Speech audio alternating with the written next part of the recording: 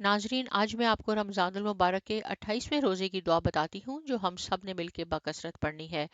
تو شروع کرتے ہیں اللہ تبارک و تعالیٰ کے بابرکت نام کے ساتھ۔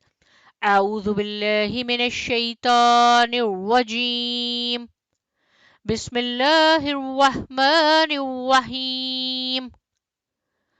ربنا اتمم لنا نورنا واغفر لنا انک علی کل شیء قدیر۔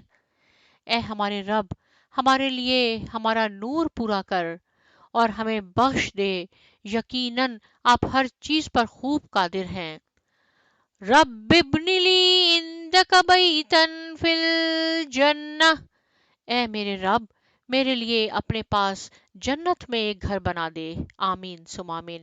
یعنی ہم نے ان دعاؤں میں اللہ تبارک و تعالیٰ سے اپنی بخشش کی دعا کرنی ہے کہ یا اللہ آپ ہر چیز پہ قادر ہیں، اپنی رحمت سے ہمیں بخش دیں اور ہمیں جنت الفردوس میں جگہ عطا فرمانا، جنت میں ہمارے لیے ایک بہت عالیشان گھر بنا دے۔ آمین ثم آمین۔ جزاک اللہ۔